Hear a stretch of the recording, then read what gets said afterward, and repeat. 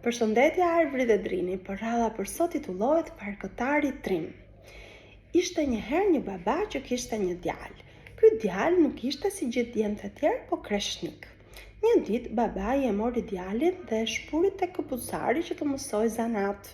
Mirë po sa po e tërhiqte pak spangon për të qepur, e këpuste menjëherë. Thyente gjilpërat, këpucari duroi sa duroi dhe pastaj tha: "Ti s'je për mua o djalë, spangon e këput, gjilpërat i thyen se je shumë i fortë. Më mirë, shko në një fark që të mësosh të punosh hekurin, se farka do fuqi e hekuri është hekur."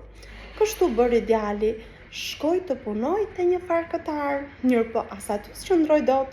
Ngriti varen e i ra kudrës, po i ra kaq fort sa u tunde tër farka. Kudra u fut 3 bashkë në nde. Farkëtari e shikoi habitur dhe i trembur.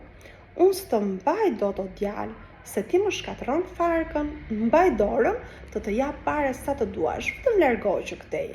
Djali u përgjigj: "Nuk dua të më paguash asgjë, më jep vetëm atë shul hekuri që ke aty në fark." Farkëtari u gëzua shumë që po shpëtonte kaq lehtë nga çiraku i fortë dhe u dha urdhër atyre 6 qirakëve të tjerë që të ngrinin shulin e hekurit e t'ja jepnin atij që e kërkonte. Ata të 6 u munduan, ngulçuan, ndërsitën, por nuk mundën ta ngren nga vendi. Atëherë djali i largoi të 6, qeshi, ngriti vetë shulin e hekurit dhe e holli si shkop mbi sup. Tha: "Lam të mirë", e u nis e ik. Me që s'kishte ç'të bënte në ato vende, ai doli në përbot për të kërkuar fatin e tij. Eci ditë e natë një javë të tërë, la prapa një vend, pastaj edhe një tjetër dhe hyri në të tretin. Shko në përpyll, pa një burr që shkulte pishat me gjithë rënj. U bën miq e shkuan bashkë. Udhës kur po kalonin pranë një mulliri, pan mullisin që po luante me gurët e mullirit dhe i hillte i priste me dorë. E muarën edhe këtë edhe shkuan më tej. Shkuan sa shkuan dhe më në fund thanë të shohim kush nga të tre ishte më i fortë. Më i fortë do të ishte ai që do të hidhte gurin më lart. I pari e hodhi gurin mullisi. Guri u ngrit lart e ra poshtë pas një ore. I dyti e hodhi ai që shkulte pishat me gjithë rënj. Guri u ngrit lart dhe ra prap përde pas 3 orësh. Më në fund i erdhi rradha kreshnikut. Ky e hodhi edhe më lart nga të tjerët. Guri ra përde pas 3 ditësh. "Qënë kemi të fortë", thanë që të tre. "S'ka se kush të na mundë" dhe shkuan më tutje. Një ditë kur po shkonin pranë një pylli të dëndur, panë ma një kodre një kështjellë të madhe. Hyn aty dhe ndenjën. Në qelare gjeten plot për të ngrënë e për të pirë. Ata të tre kuturisën që ditë për ditë të dilnin për gjak, kurse i treti të rrite brenda e të gatuante drekën. Kur dreka të ishte gati, do të jepte shenjë nga kulla e kështjellës duke ngritur një flamur. Ditën e parë ndenjë të gatuaj mullisi. Kur mbaroi punë, po bëi gati të ngjitej në kullën e kështjellës që të ngrinte flamurin, ju afrua derës qyllupsar që i kërkoi lëmosh. Mullisi doli dhe i zgjati një thelë mish. Lypsari e mori, por menjëherë i ra nga dora.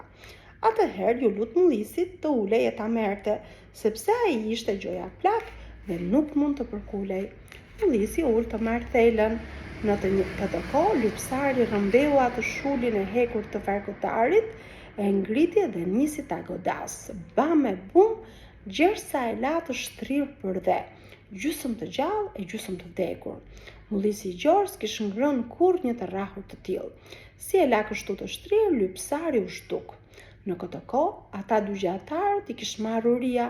Kthenin sytë e shikonin ore çast kështjellën, po flamuri nuk po dukej. Pritën sa pritën, gjuan sa gjuan dhe kur u ngrys, u kthye në shtëpi të uritur. E gjetën shokun të shtrirë gjysëm gjallë e gjysëm vdekur. Me zi e suallën në vete. Ja lidhën plagët dhe shtruan në shtrap. Kur hapi syt, mullisi u tregoi shokëve se ç'kishte ndodhur dhe ata qeshën me të madhe. "Burr qen ke ti? Një plak lypsar pas ka qenë kaq i zotit sa të lërë të shtrirë për dhe. Turbre." Të nesërmen ndenjë të gatuaj drekën ai që shkulte pishat me gjithë rënj. Farkëtari shkoi vetë për gjak. Edhe ati i ndodhi ashtu si që kishte ndodhur mullisit.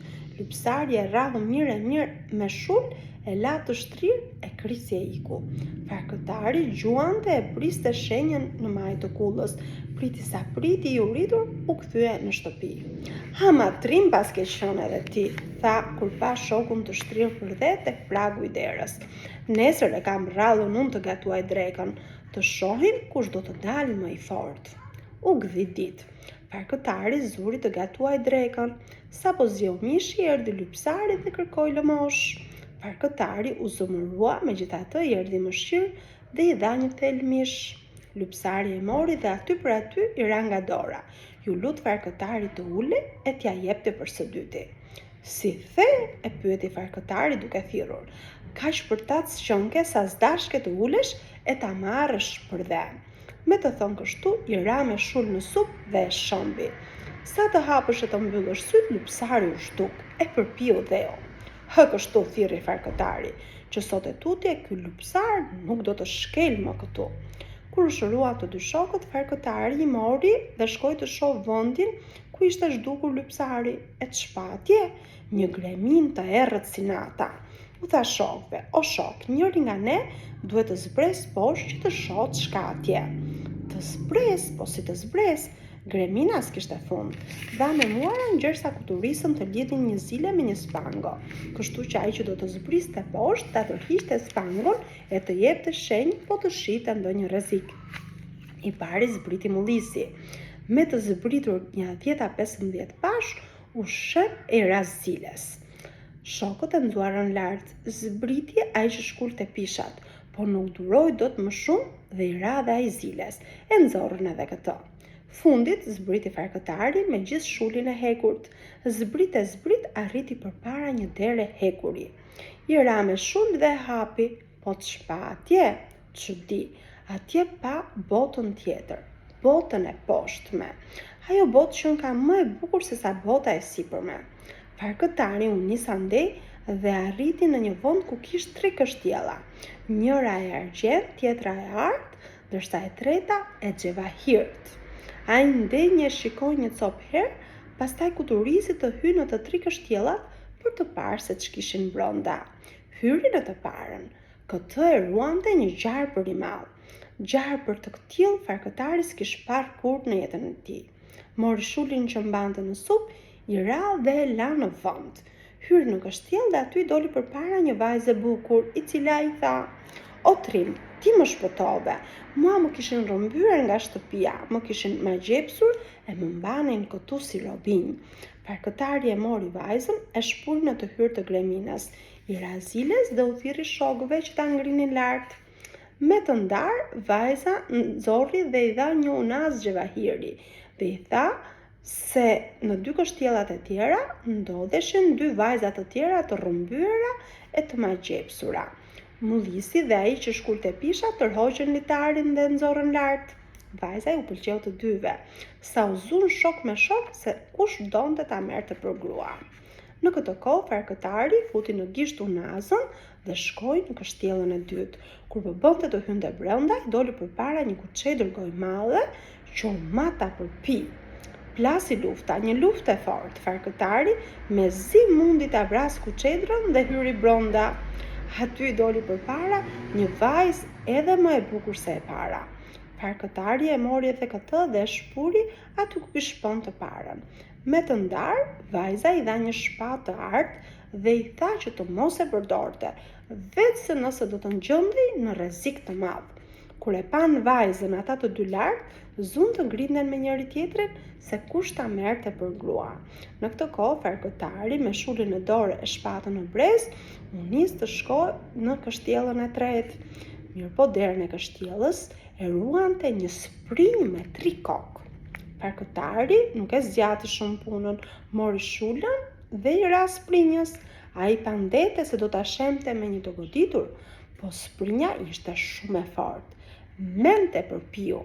U përpoqën e luftuan shumë, gjersa sprinja zuri të lodhej.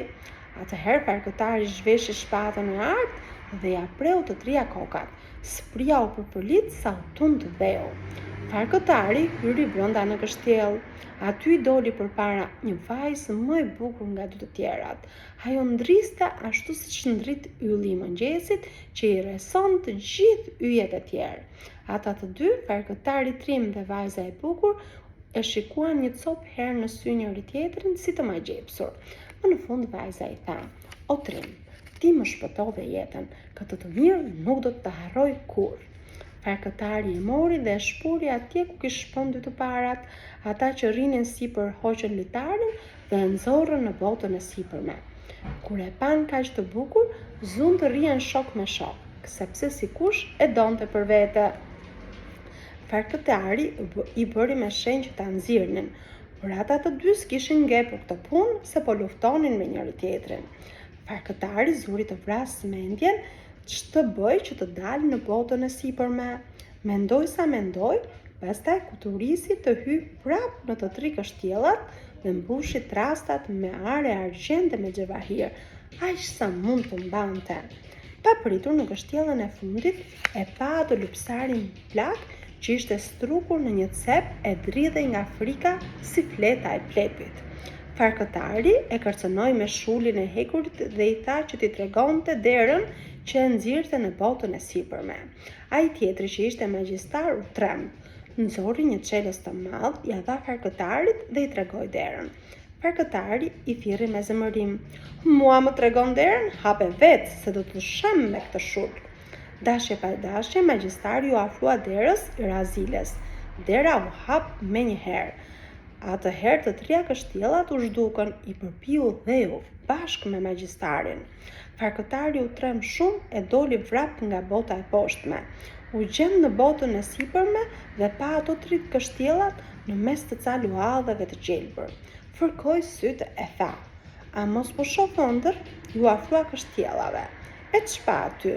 Mullisi dhe ai që shkulte pishat po luftonin për fyti se kush do të merrte vajzën që ishte më e bukur nga të treja. Kur e pan Farkëtarin, mbetën si të grirë, pastaj i ranë më gjunjë dhe i kërkuan falje.